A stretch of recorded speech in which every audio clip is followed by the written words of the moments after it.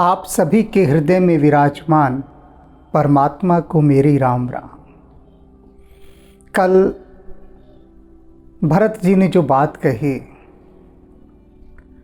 बात इतनी गहरी थी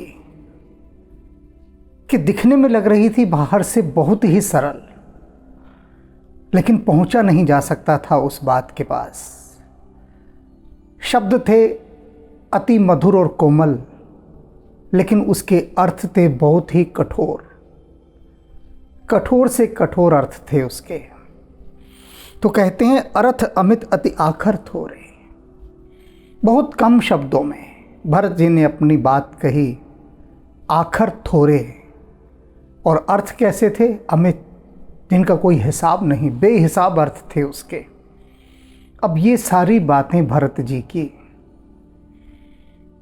सारा समाज सुन रहा है बैठा हुआ, मिथिला का भी, अयोध्या का भी, सारी राज परिषद बैठी है, गणमान्य जन बैठे हैं, सब सुन रहे हैं। और इनके साथ साथ देवता भी आकर सुन रहे हैं। अब क्या स्थिति है उसे आप देखिए। अब जो भी आगे बात चलेगी ना,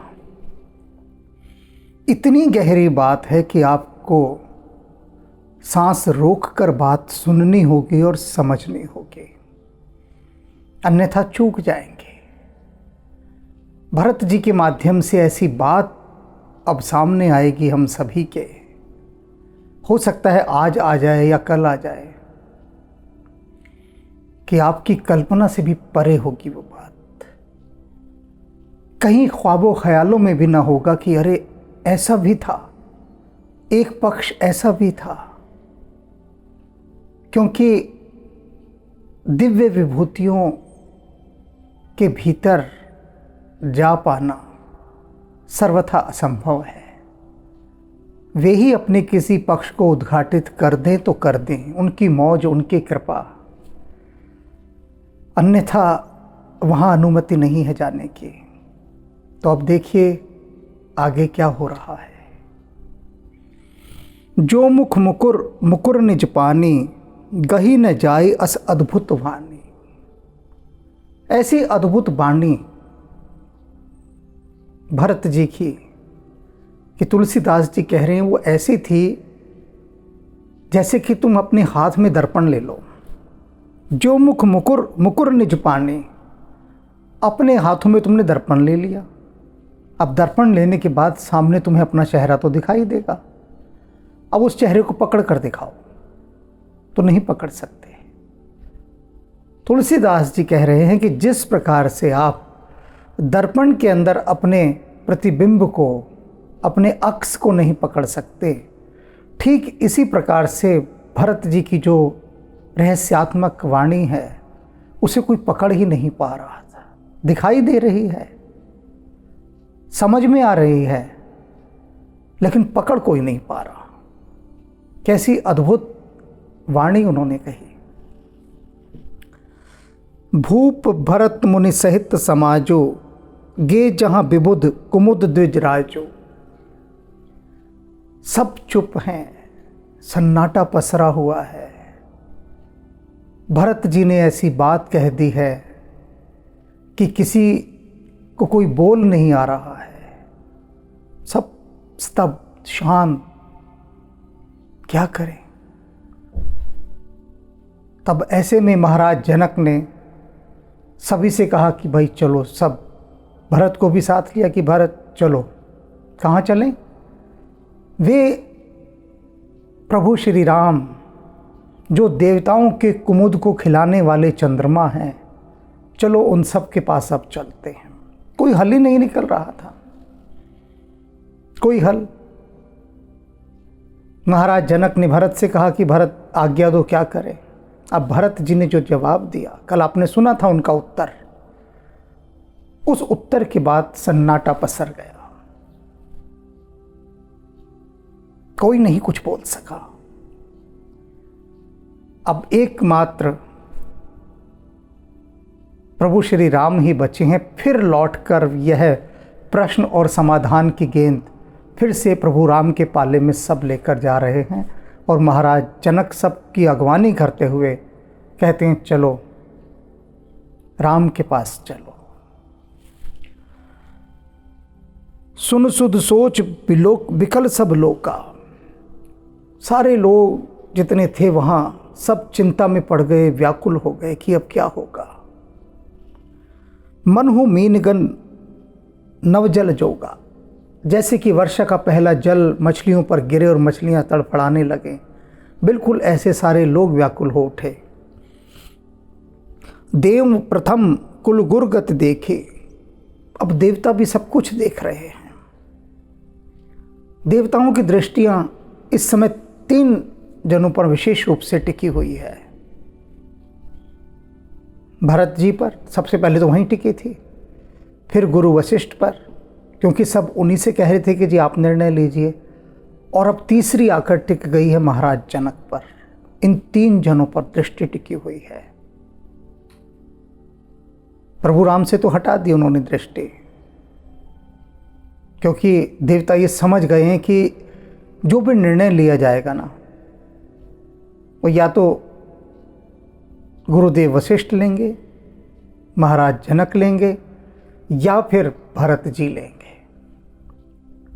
तो इन तीनों को वो देख रहे हैं बराबर।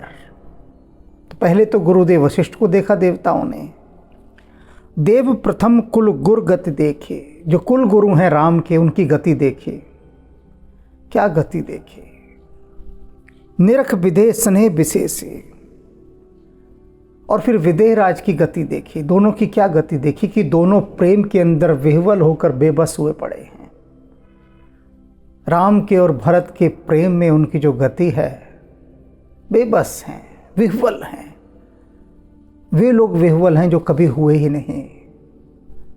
वे बेबस हैं जिन्होंने जाना ही नहीं कि परवश होना होता क्या है। उनकी ऐसी हालत हुई पड़ी है, काबू में नहीं है विवेक उनका उनके। तो देवता ये देखकर बड़े हैरान हैं। राम भक्तिमय भरत निहारे। फिर भरत की ओर निहारा तो वो तो राम की भक्ति में ही डूबे हुए हैं, पूरी तरह से राम की भक्ति में डूबे हैं। सुर स्वारथी हरि ही हारे। और ये देवता जो कि सबसे पहले अपना स्वार्थ देखते हैं, उन्हें लगा कि वो तो बुरी तरह से हार चुके हैं। उन्होंने अपने हृदय में मान लिया कि उनकी हार हो गई, पराजय हो गई, उनका काम बिगड़ गया। सबको राम प्रेममय पेखा, भय अलेख सोच बस लेखा। और फिर उन सब ने देखा राम की ओर। वो तो प्रेम के सागर हैं, प्रेम के सागर। भय अलेख सोच बस लेखा। और देख रहे हैं कि राम को वो तो प्रेम के सागर में सराबोर हुए डूबे पड़े हैं। भरत का प्रेम देख देख कर सराबोर है प्रेम के सागर में। तो क्या हुआ? भय अलेख सोच बस लेखा। और इतनी सोच में, इतनी चिंता में पड़ गए देवता कि जिसका कोई हिसाब नहीं, कोई ठोर ठिकाना नहीं, कोई लेखा नहीं। इतनी गहरी चिंता हो गई देवताओं को। राम स्नेह सकोच बस कह ससोच सुरराज। देवराज इंद्र क्या कहते हैं सभी देवताओं से कि सभी सुने मेरी बात, ध्यान से सुने। ये जो राम है ना, वो प्रेम और संकोच के वशीभूत होने वाले हैं। इनका स्वभाव ही ऐसा है। देवराज इंद्र की चिंता है कि प्रेम और संकोच के ऐसे वशीभूत हो जाते हैं। संकोच किस बात का? कि जो उनसे प्रेम कर रहा है वह कहीं आहत ना हो जाए, उसका दिल न टूट जाए, उसे दुख ना हो कहीं। बस यही एक उनको चिंता रहती है, यही एक सोच रहती है, और यही एक संकोच होता है। और यहाँ तो वे देखेंगे कि भरत तो उनकी भक्ति में डूबा हुआ है। गुरुदेव वशिष्ठ, महाराज जनक, इन दोनों की भी हालत बहुत ख़राब है, उनके प्रेम में विह्वल हुए पड़े हैं। तो कैसे वो इन सबको रोता बिलखता छोड़कर वनों में चले जाएं। देवराज इंद्र समझ रहे हैं कि राम अब वनों में नहीं जाएंगे, क्योंकि वो प्रभु राम वे अब इन सब का दिल नहीं तोड़ सकते। प्रेम और संकोच के वश में है तो बात खराब होती जा रही है। रचहु प्रपंच पंच मिली, नहीं ते भयहु अकाज। कहते हैं सब देवताओं से देवराज इंद्र की, सुनो भाई, सब इकट्ठे हो जाओ और इकट्ठा होकर कोई प्रपंच करो, कोई धोखेबाजी करो, कोई चालबाजी करो, नहीं तो क्या होगा कि हमारा बना बनाया काम बिगड़ जाएगा। अभी तक जो हमने इतनी मेहनत की, हमारी इन सारी मेहनत और मशक्क़तों का ही ये नतीजा है कि आज राम जंगलों में हैं, वनवास मिल गया उनको। ये सब हमारी ही करतूत, हमारी चालबाजियाँ, षड्यंत्र, ये उनका नतीजा है और ये हमारी मेहनत बेकार नहीं जानी चाहिए।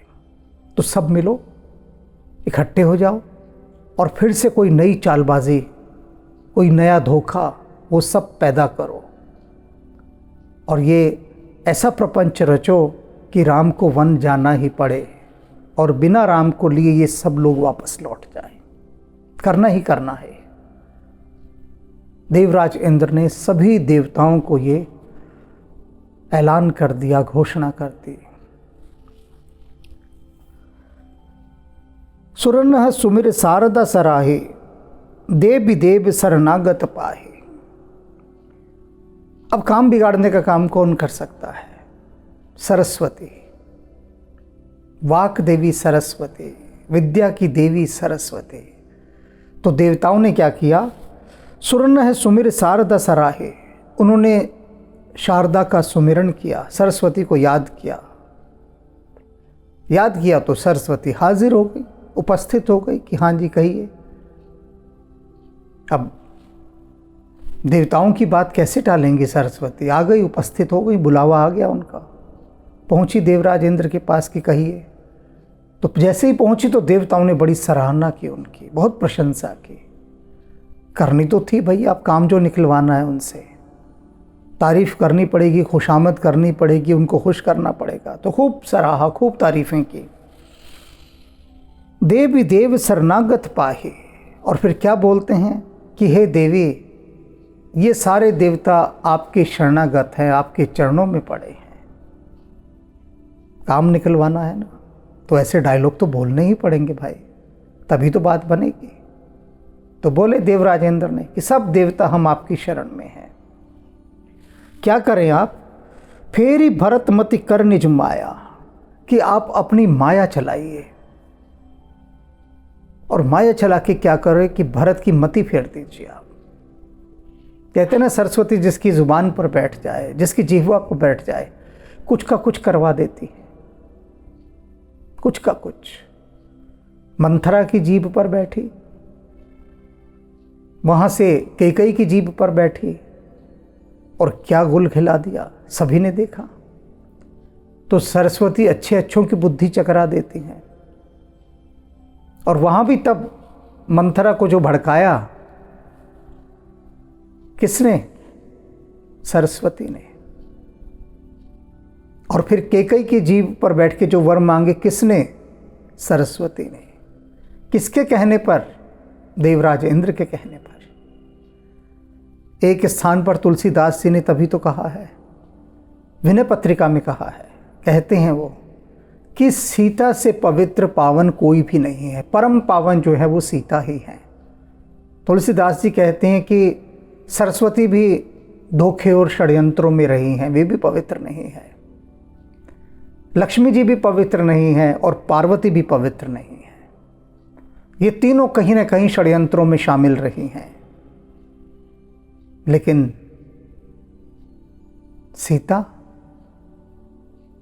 सीता तो पावन है, परम पावन है। सीता जैसी पावनता और कहीं नहीं है, कहीं भी नहीं। और सरस्वती को फिर से देवता कह रहे हैं कि जो हमारा अगला कुचक्र है, षड्यंत्र है, उसमें आप सम्मिलित हो जाइए। और जिस तरह से आपने पहले मंथरा और केकई की बुद्धि फेरी थी, उनकी जीप पर बैठकर सारा खेल बिगाड़ दिया था, इसी तरह आज फिर आपकी ज़रूरत दरकार है। आज फिर से आप अब बैठिए भरत की जिह्वा पर और भरत की मति को फेर दीजिए। फेर भरत मति कर निज माया, पाल विबुध कुल करी छल छाया। अपने इस छल की छाया से सरस्वती को, विद्या की देवी सरस्वती को छल करना सिखा रहे हैं, प्रेरित कर रहे हैं। फिर से कह रहे हैं क्या कि अपनी इस छल की छाया से आप क्या करें, ये जो देवताओं का कुल है इसका उद्धार करें, इसकी रक्षा करें। तो आप अपने छल का खेल आरंभ कर दीजिए और जाइए भरत की बुद्धि को फेर दीजिए। देवराज इंद्र कैसी धूर्तता की बात सिखा रहे हैं सरस्वती को। अब बारी सरस्वती की है कि वे क्या उत्तर देती हैं, सुनते हैं उनका भी उत्तर। विबुध विनय सुनते भी सयानी, बोल सुर स्वार्थ जड़ जानी। देवताओं की विनय सुनने के बाद वे सयानी सरस्वती, समझदार हैं, उनको सयानी कहा है। क्योंकि जब देवराज इंद्र ने मंथरा को और केकई को भड़काने के लिए कहा था सरस्वती से, तब भी उन्होंने मना किया था कि ये बात ठीक नहीं है जो आप कर रहे हैं, मुनासिब नहीं है। विरोध किया था उस बात का कि ऐसा करना अच्छा नहीं है। लेकिन अनेक प्रकार से समझा बुझाकर देवराज इंद्र ने सरस्वती को कायल कर दिया, सहमत कर लिया कि नहीं ये अच्छा काम है और आप भड़काइए। तो उनके उस कुचक्र में, षड्यंत्र में सरस्वती को शामिल होना पड़ा। और आज फिर देवताओं ने फिर सरस्वती का आह्वान किया। अब यहाँ एक चीज़ आप समझ लीजिए कि कोई भी खेल बिगड़ता है, कोई भी खेल संवरता है तो इस जीभ से और इसके शब्दों से। ये बात जान लीजिए। देवराज इंद्र सारा खेल बिगाड़ देना चाहते हैं तो किस माध्यम से, कि भरत जी कुछ ऐसा बोल दें जीभ से कि खेल बिगड़ जाए। दुनिया के सारे खेल इस बोलने से ही तो बिगड़ते हैं और इस बोलने से ही तो संवरते हैं। ये बोल ही हैं जो बिगाड़ और संवार का खेल खेलते हैं। तो बुला लिया सरस्वती को। अब सरस्वती देख रही हैं कि मूर्ख देवता, वे कहती हैं बोली सुर स्वार्थ जड़ जाने। इन स्वार्थी और मूर्ख देवताओं को देखकर, जानकर सरस्वती क्या कहती हैं, क्या उत्तर देती हैं। मोसन कहूं भरत मति फेरो, कि देवराज इंद्र आप मुझसे कह रहे हैं कि मैं भरत की मति फेर दूं। मुझसे कह रहे हैं कि मैं भरत की मति फेर दूं, भ्रमित कर दूं भरत को जाकर। लोचन सहज ने सूझ सुमेरो, 1000 आंखें दी हैं आपको परमात्मा ने। देवराज इंद्र की 1000 आंखें थी और वो 1000 आंखें उनको कोई पुरस्कार में नहीं मिली थी, शाप में, दंड में, सजा के रूप में उनको 1000 आंखें मिली थी। तो सरस्वती कह रही हैं कि 1000 आंखें हैं फिर भी अंधे हो। ये सुमेरु पर्वत दिखाई नहीं देता? भरत जी क्या है? सुमेरु पर्वत।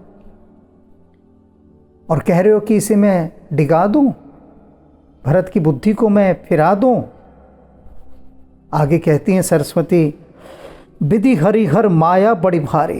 कहते हैं देवराज इंद्र सुनिए, मेरी तो बात छोड़ दीजिए, पहले आप ब्रह्मा विष्णु महेश इन तीनों की बात करते हैं। इन तीनों की माया बड़ी भारी है, मेरी तो कुछ भी नहीं। आप मुझसे कह रहे हैं कि मैं जाऊं और भरत की बुद्धि फेर दूं, तो ये तो मानते हैं कि मैं कुछ भी नहीं ब्रह्मा विष्णु और महेश के आगे। इन तीनों की माया कितनी बड़ी है। भगवान विष्णु की माया, जिसने नारद मुनि जैसे को भी भ्रमित कर दिया, संत शिरोमणि नारद जी, उनको भी भरमा दिया। इनकी तो ऐसी बड़ी भारी भयंकर माया है इन तीनों की, मेरी तो कुछ भी नहीं। और सौ ने भरतमति सकई निहारे, और उनकी जो इतनी बड़ी भयंकर माया है उसकी भी इतनी हिम्मत नहीं, इतनी हिमाकत वो भी नहीं कर सकती कि भरत जी की ओर देख भी ले। बदलने की तो बात छोड़ दीजिए,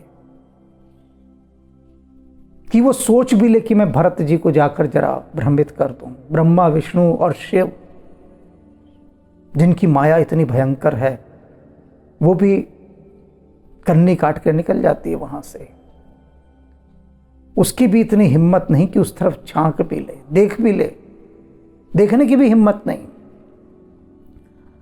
सोमति मोही कहत कर भोरी, और आप मुझसे कह रहे हैं कि मैं भरत की उस बुद्धि को भूलेखे में डाल दूं, भूली बना दूं, भ्रमित कर दूं। मैं भूलेखे में डालूं उन भरत की बुद्धि जिनकी ब्रह्मा विष्णु और महेश की माया भी जिनके करीब जाने से, निकट जाने से संकोच करती है, भय खाती है। मैं जाऊं वहां पर? चंदनी कर की चंड कर चोरी, ये तो ऐसी बात हो गई देवराज इंद्र कि जैसे कि आप चांदनी से कहें कि चांदनी तू जा और सूरज की रोशनी को चुरा कर ले आ, भ्रमित कर दे, सूरज की रोशनी को भूलेखे में डाल दे।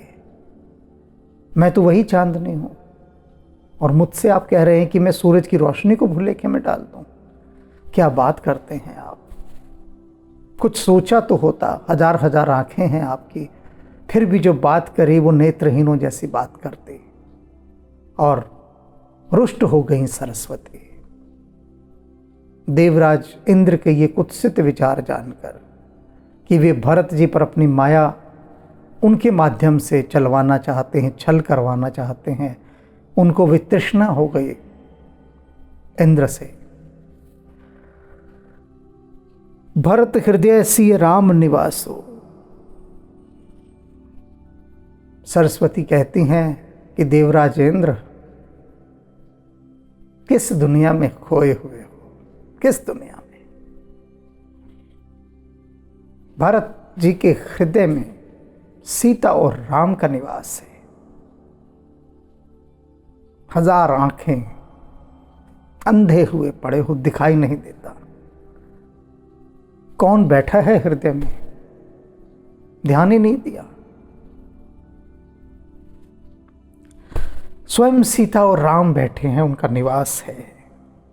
तहां के तिमिर जहां तरनी प्रकाश हो, जहां पर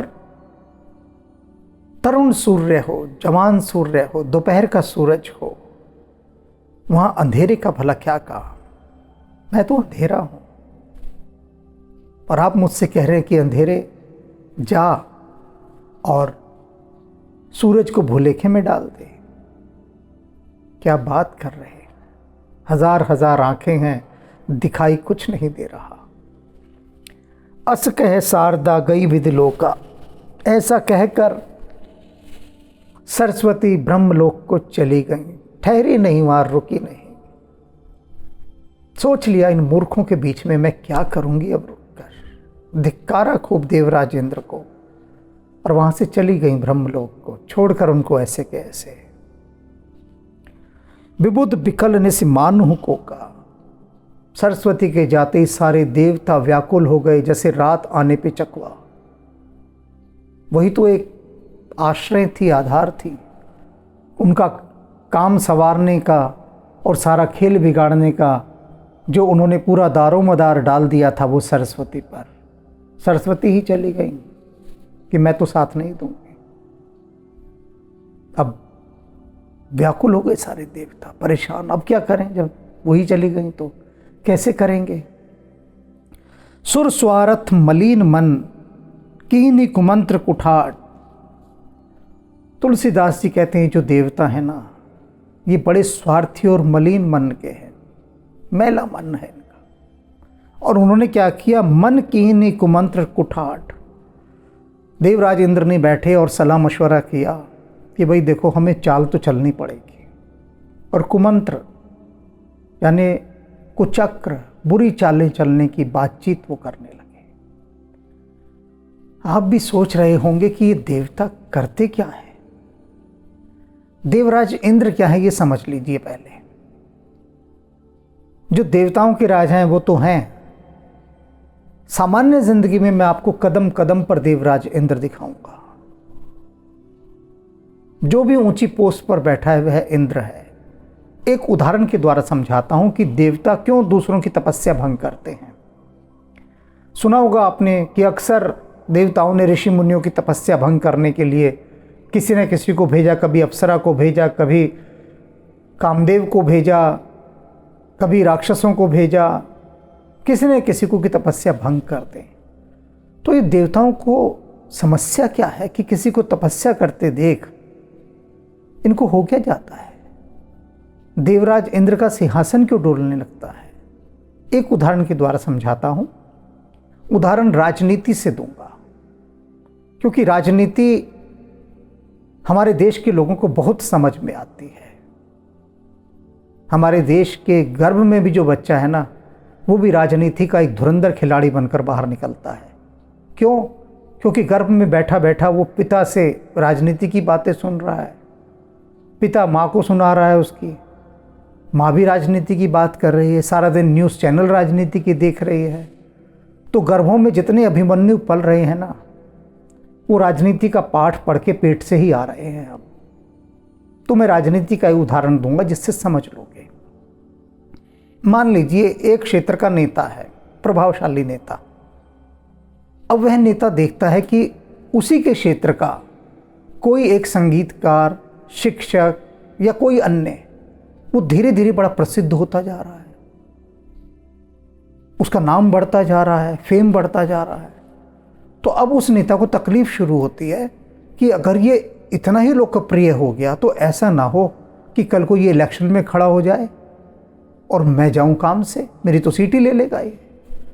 तो हर बढ़ते हुए, लोकप्रिय होते हुए हर उस व्यक्ति से ऊपर वाले लोगों को तकलीफ होने लगती है, क्योंकि वे जानते हैं कि वास्तव में तो हम लोकप्रिय हैं नहीं।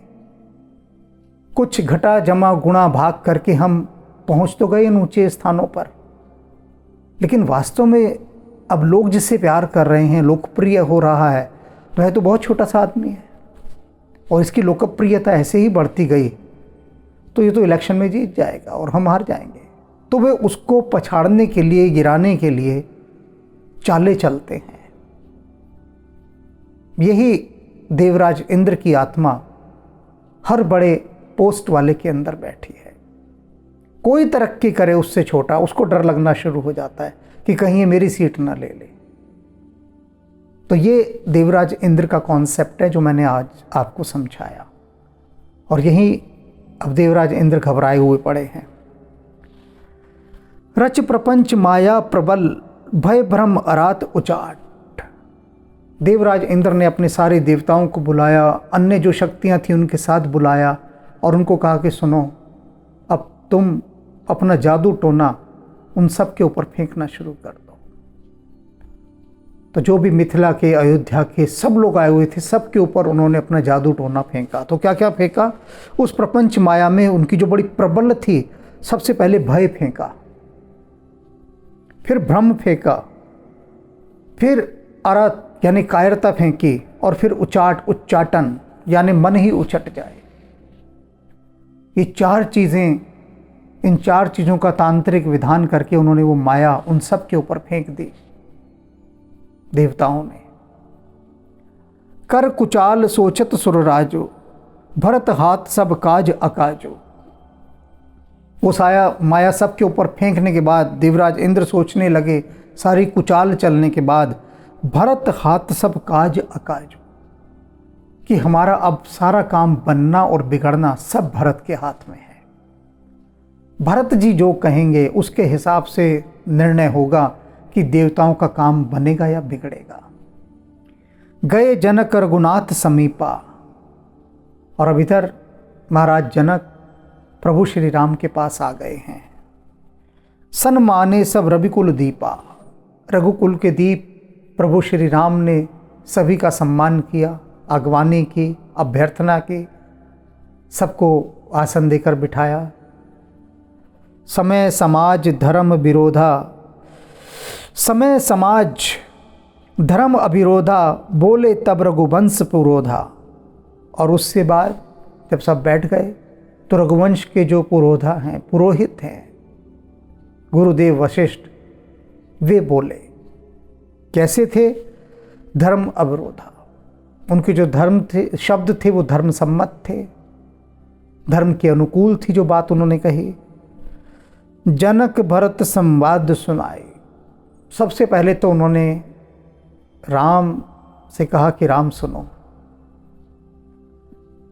भरत जी जनक जी के पास गए थे और उनके बीच में जो बातचीत हुई पहले उसे सुन लो। जो बात होनी है वो तो पीछे होगी, पहले मैं सारी बात की भूमिका बता दूं। तो गुरुदेव वशिष्ठ ने भरत जी और महाराज जनक के बीच जो बातचीत हुई थी वो सारी की सारी सुना दी। अब जब सुना दी तो उसके बाद भरत जनक भरत संवाद सुनाई, भरत कहोती कही सुहाई। और फिर भरत जी ने जो जो उत्तर दिए सारे, वो सारे उत्तर सुना दिए, जो कि बड़े ही मन को सुख देने वाले उत्तर थे।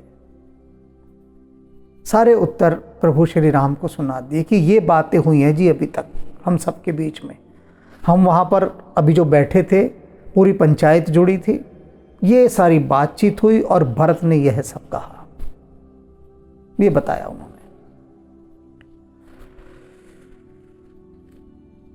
तात राम जस आयुष देहु, सो सब करे मोर मत एहु।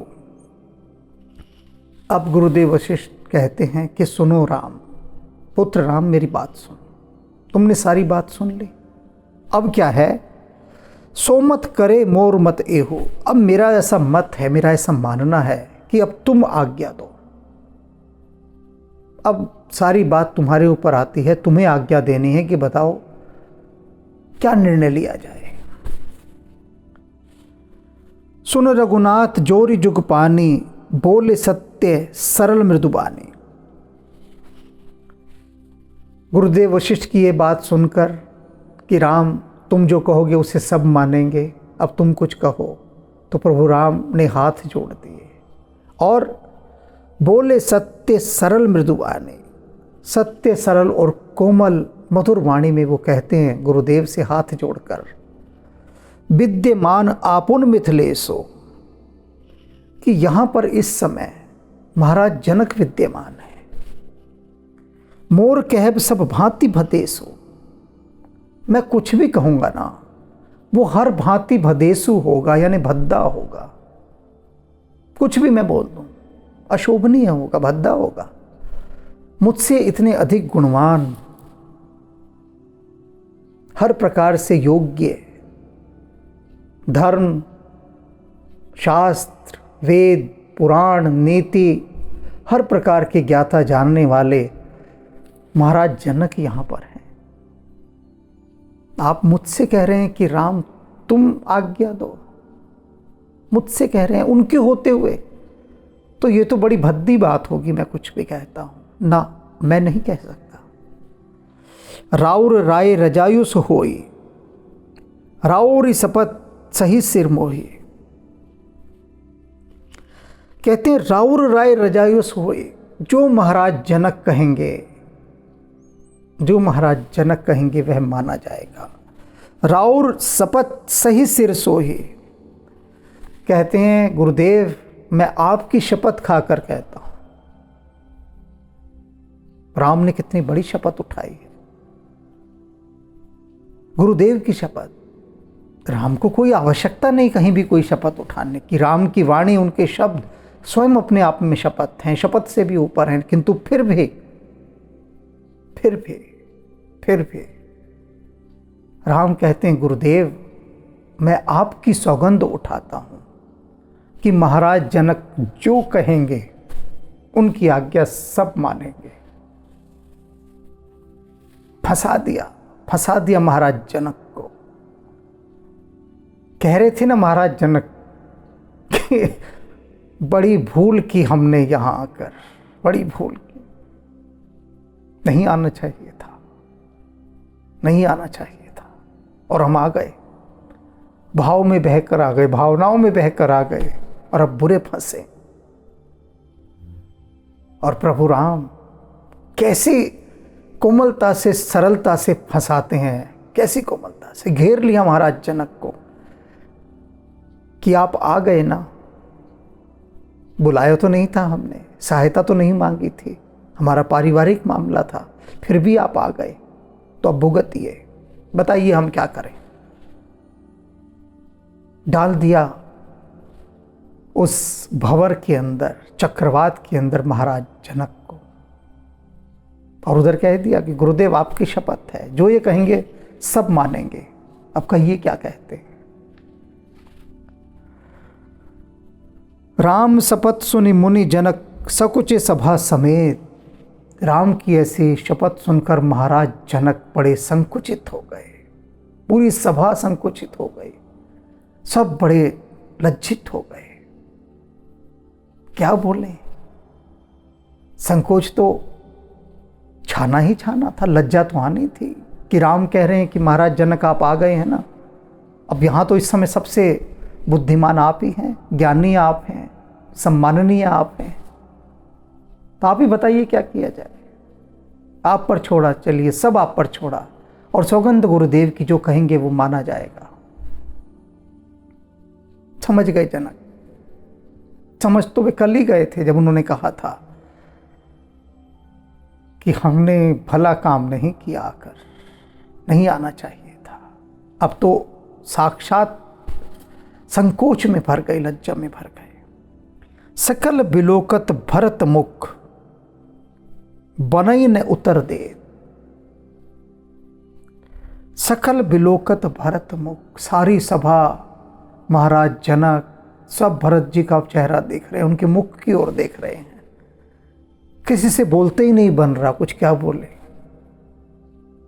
महाराज जनक से भी नहीं कुछ बोलते बन रहा, चुप, एकदम स्तब्ध, सन्नाटा छा गया, बोलती बंद हो गई, जैसे कंठ पे किसी ने पैर रख दिया हो, हलक सूख गया, बस भरत जी की ओर ही देख रहे हैं, अर्थात कि तुम ही बचाओ हमें, तुम ही बचा सकते हो और कोई नहीं।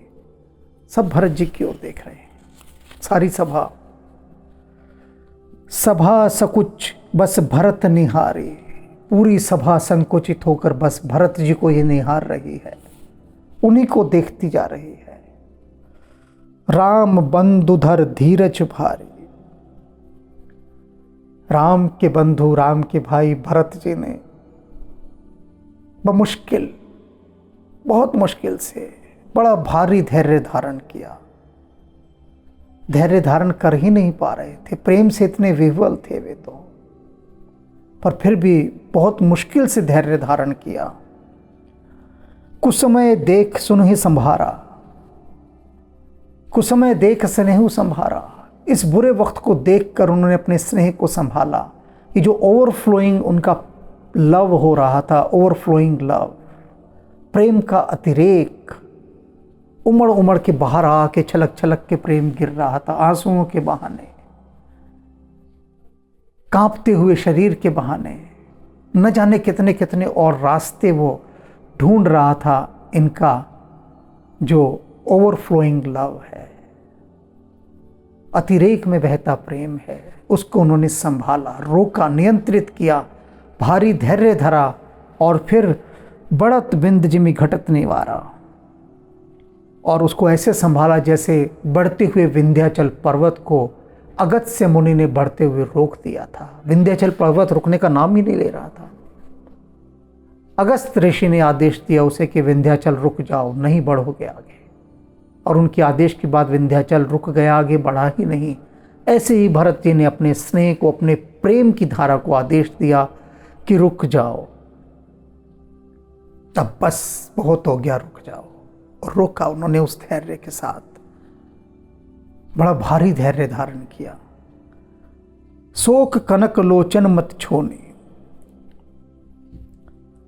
कहते हैं भरत जी का जो शोक था ना, भीतर का दुख, वो हिरण्याक्ष राक्षस बन गया था। कितनी सुंदर उपमा लेकर आए हैं तुलसीदास जी। शोक ने स्वयं को हिरण्याक्ष राक्षस बना लिया था, और इस राक्षस ने क्या किया था, पृथ्वी को पाताल लोक में ले गया था। तो यहां उसने क्या किया कि शोक कनक लोचन मति छोड़े, उसने भरत जी की बुद्धि रूपी पृथ्वी का हरण कर लिया, विवेक रूपी पृथ्वी का, उनके विवेक को हर लिया। हरि विमल गुण गण जन गोने, और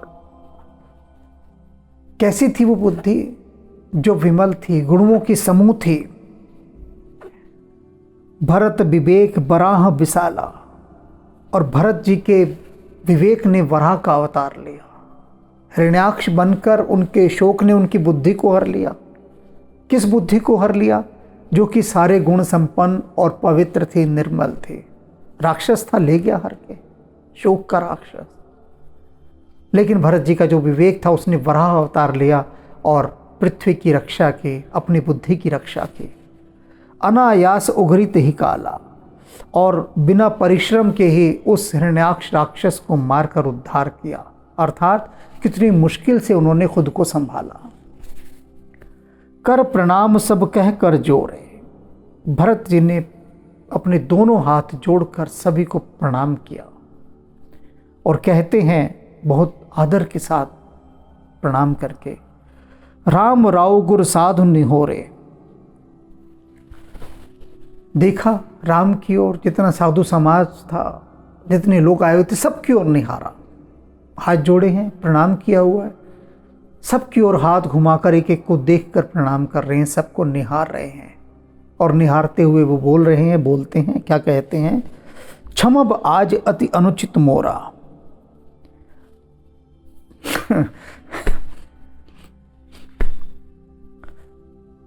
आज मैं कुछ कहने जा रहा हूं, भरत जी कहते हैं, और पहले सबसे क्षमा मांगता हूं कि मेरा व्यवहार बड़ा अनुचित होगा, क्षमा कर दीजिएगा।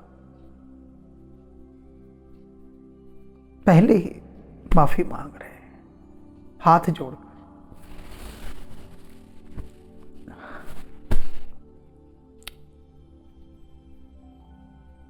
क्षमा आज अति अनुचित मोरा, आज मेरा व्यवहार बहुत अनुचित होने जा रहा है, मुझे क्षमा कीजिएगा सभी। कहूं बदन मृदु बचन कठोरा, आज मैं छोटा मुंह और बड़ी बात करने जा रहा हूं। मृदु वचन, लगेगा कि मैं बड़े कोमल वचन बोल रहा हूं, लेकिन वे बड़े कठोर होंगे। कहे मृदु कठोर वचन बचो, कठिन वचोरा, बहुत कठिन कठोर वचन है मेरे, दिखने में सबको कोमल लगेंगे, कोमल नहीं है। छोटा मुंह, बहुत बड़ी बात कहने जा रहा हूं। यह सुमिर शारदा सुहाई, फिर उन्होंने हृदय में सरस्वती जी का स्मरण किया, उनको याद किया कि जो कहने जा रहा हूं, मां सरस्वती तुम साथ रहना,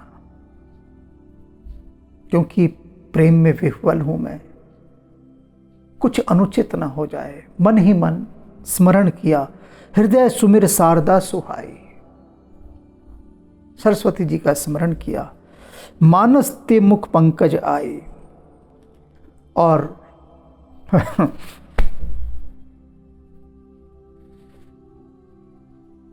हृदय में स्मरण करते ही सरस्वती जी उनकी जीवा पर आ विराजी।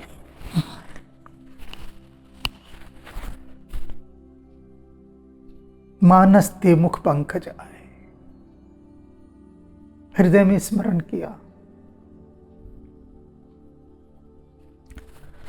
और हृदय में स्मरण करते ही मां सरस्वती हृदय से होती होती भरत जी की जिह्वा पर आ गई। विराजमान हो गई वहां आकर। विमल विवेक धर्म नय साले, भरत भारती मंजू मराले। निर्मल विवेक, धर्म, नीति से युक्त भरत जी की सुंदर वाणी हंसनी के समान हो गई। हंसनी के समान कैसी? जो दूध का दूध और पानी का पानी करती है, जो सिर्फ शुद्धता का ही वर्ण करती है, दोषों का त्याग कर देती है। उनकी वाणी ऐसी हंसनी हो गई भरत जी की। निरख विवेक बिलोचन ही, शिथिल स्नेही समाज। विवेक के नेत्रों से सारे समाज को बहुत ही शिथिल देखकर, व्याकुल देखकर कर प्रणाम बोले भरत, सुमिर सिय रघुराज।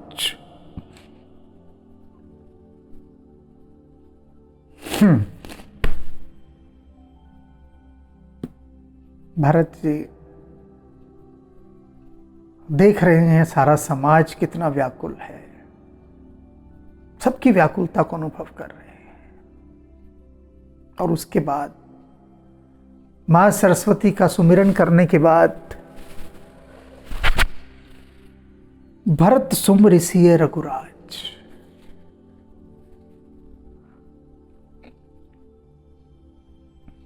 भरत जी ने सीता जी और राम जी का सुमिरन किया।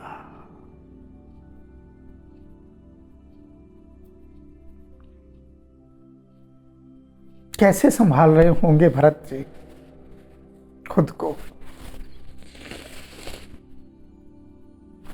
कैसे संभाल रहे होंगे?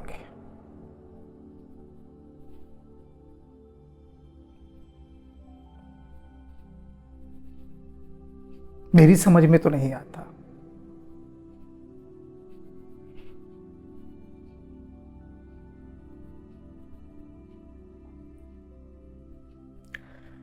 हृदय में राम और सीता को जब प्रणाम किया जाता है, कैसे कोई संभाल सकता है खुद को? और भरत जी कैसे संभाल रहे होंगे? प्रणाम किया है सीताराम को, हाथ जोड़ दिए। कैसे बोलेंगे आगे?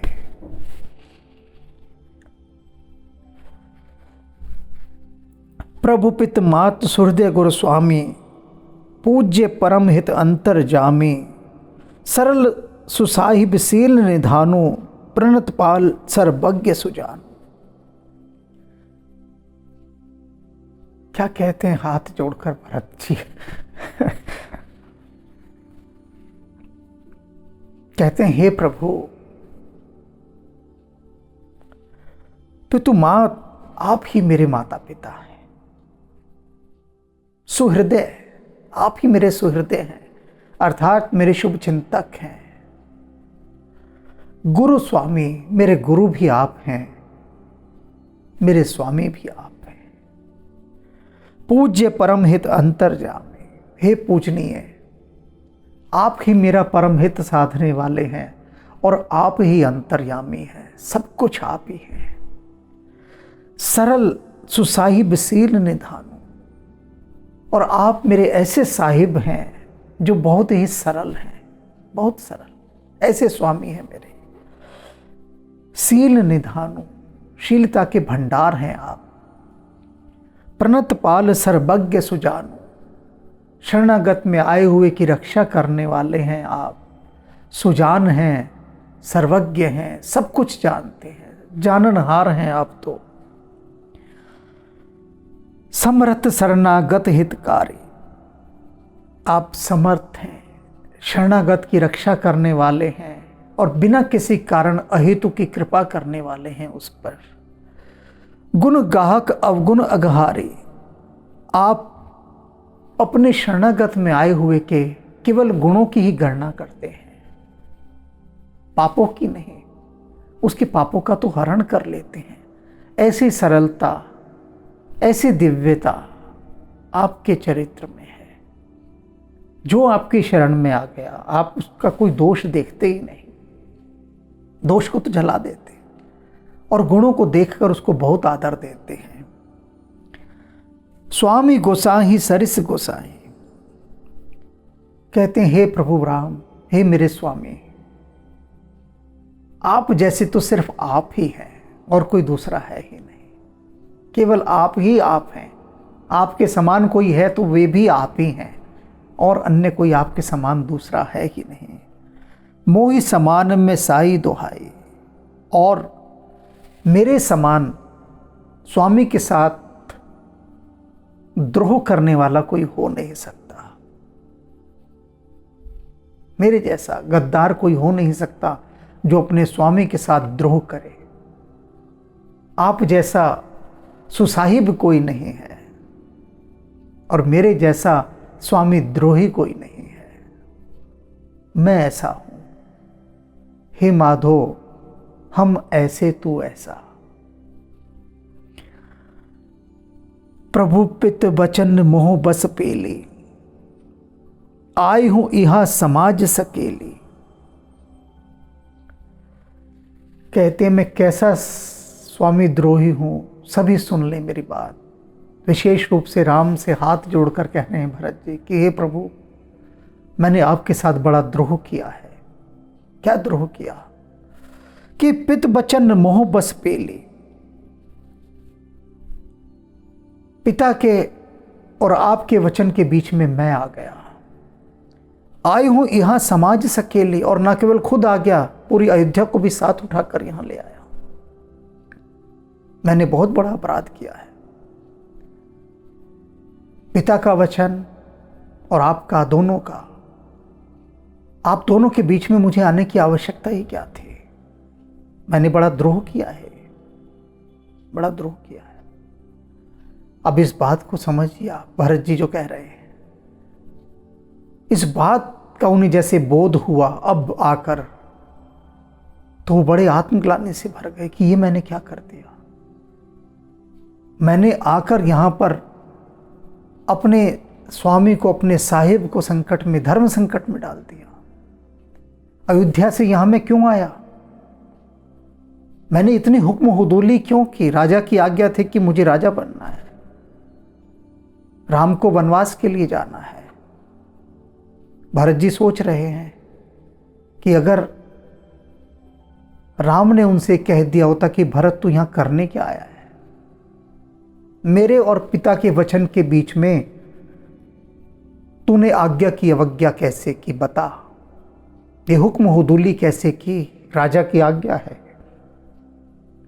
तू राजा बनेगा, तुझे राज सौंपा है, मुझे जंगल का राज सौंपा है, दोनों को राजा बनाया है, तो तूने ये हुक्म हुदूली कैसे की? बता। अगर ये प्रश्न पूछ लेते रहा तो भरत के पास क्या उत्तर था? क्या उत्तर था? राम कहते कि भरत, अगर मुझे राजा ही बनना होता तो मैं खुद बन गया होता, कि तुझे यहां आकर मुझे राजपाट सौंपने की कोई आवश्यकता नहीं थी। मैं समर्थ हूं, खुद राजा बन सकता था, लेकिन तू पिता और पुत्र के वचन के बीच में कैसे आ गया? अगर ये पूछ लेते राम तो भरत जी स्वयं कह रहे हैं हाथ जोड़कर कि मैंने स्वामी द्रोह किया है, मैंने आज्ञा नहीं मानी, आपके और पिता के वचन के बीच में मैं आ गया। आयुष यहां समाज सकेली, सारे समाज को लेकर साथ आ गया। जग भल पहुंच ऊंच और नीचो, अमीय अमर पद मारहूं मीचो।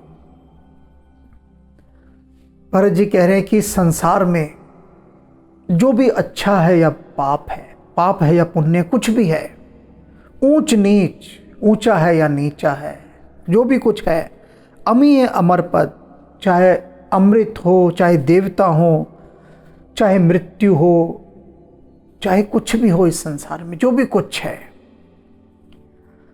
राम रजाई मेट मन माहे, देखा सुना कतहु को नाहि। कि ऐसा कहीं भी देखा सुना नहीं जाता कि राम की जो रजा हो उससे कोई मुंह फेर ले, ऐसा हो नहीं सकता।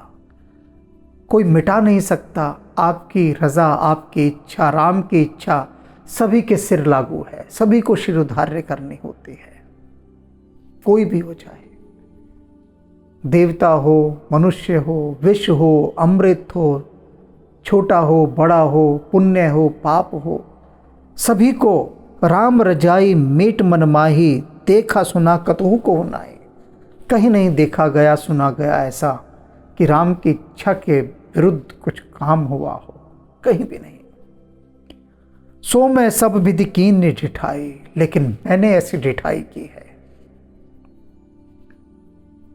मैंने यह ढीठपना किया, मैंने दुष्टता की, आपकी रजा के विरुद्ध में गया, आपकी जो इच्छा थी उसके विरुद्ध में गया। आपकी इच्छा थी आप बन जाएं, लेकिन मैं पीछे पीछे चला आया। न केवल स्वयं आया, पूरी अयोध्या को भी उठा कर ले आया।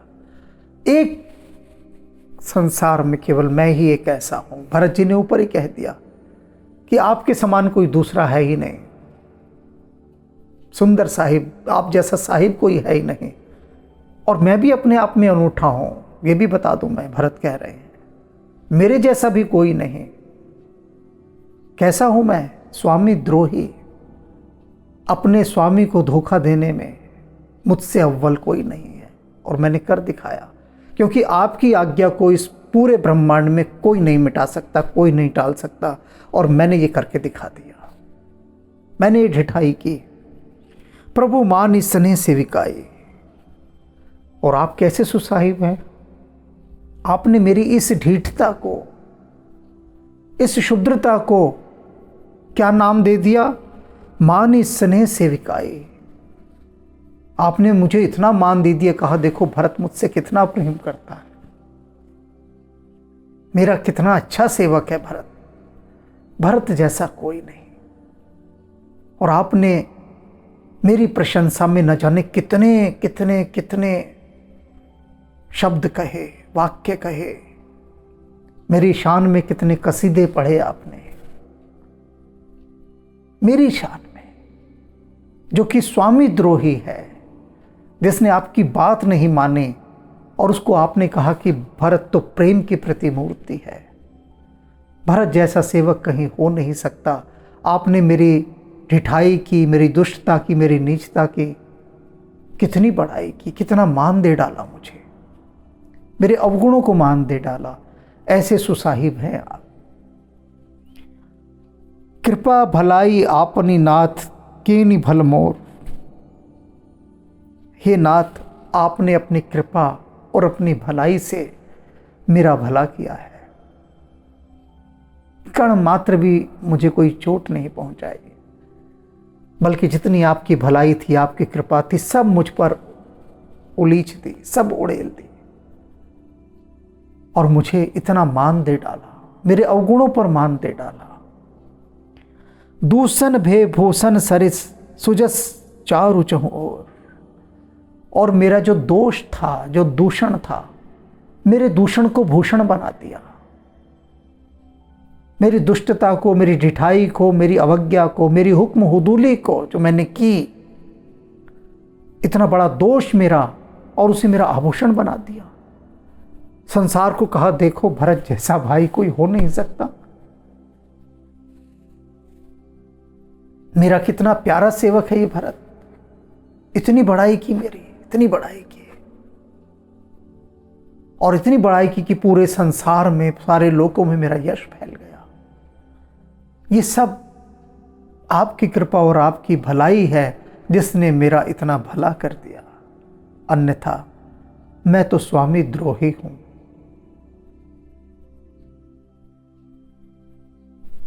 भरत जी किस मनस्थिति से इस समय दो चार हो रहे हैं, गुजर रहे हैं, हम आप नहीं जान सकते। जान ही नहीं सकते। अभी कहा है ना तुलसीदास जी ने कि भरत जी की वाणी तो ऐसी है कि जैसे दर्पण में आप अपने चेहरे को देखें और उसे पकड़ना चाहें लेकिन पकड़ नहीं सकते, काबू में नहीं कर सकते, उसे समझ नहीं सकते उसे बिल्कुल भी। बिल्कुल वैसे ही है। हम सुन रहे हैं सब कुछ, लेकिन जो अंतस में घट रहा है, जो उनके दिल की गहराइयों में हो रहा है, उसे कहां से महसूस करेंगे? उसे महसूस करने के लिए तो भरत जी जैसा ही होना पड़ेगा, भरत जी जैसा। और नामुमकिन है, नामुमकिन है, क्योंकि भरत जी तो एक ही है अपने आप में, उन जैसा दूसरा है ही नहीं। हाँ, एक डायलॉग जो हम सब लोग हर बार मारते हैं, हम तो आपके चरण की धूल हैं, इस डायलॉग को मार सकते हैं कि हाँ, हम भरत जी के चरणों की धूल बनने की कोशिश कर सकते हैं, वो भी नहीं होगी, नहीं हो सकती। तो इसलिए बस भरत जी को प्रणाम, भरत जी को प्रणाम, भरत जी को राम राम।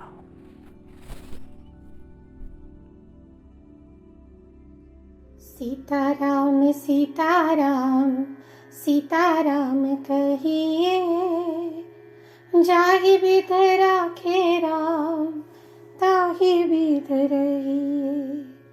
सीताराम सीताराम सीताराम कहिए, जाहि विध राखे राम ताहि विध रहिए। सीताराम सीताराम सीताराम कहिए, सीताराम सीताराम सीताराम कहिए, जाहि विध राखे राम ताहि विध रहिए। जाहि विध राखे राम ताहि विध रहिए। सीताराम सीताराम सीताराम कहिए, जाहि विध राखे राम ताहि विध रहिए। जाहि विध राखे राम ताहि विध रहिए। सीताराम सीताराम सीताराम कहिए, जाहि विध राखे राम ताहि विध रहिए। सीताराम सीताराम सीताराम कहिए, सीताराम सीताराम सीताराम कहिए, जाहि विध राखे राम ताहि विध रहिए। जाहि विध राखे राम ताहि विध रहिए। सीताराम सीताराम सीताराम कहिए, जाहि विध राखे राम ताहि विध रहिए। जाहि विध राखे राम ताहि विध रहिए। सीताराम सीताराम सीताराम कहिए, जाहि विध राखे राम ताहि विध रहिए। जाहि विध राखे राम ताहि विध रहिए। सीताराम सीताराम सीताराम कहिए, जाहि विध राखे राम ताहि विध रहिए। जाहि विध राखे राम ताहि विध रहिए। जाहि विध राखे राम ताहि विध रहिए।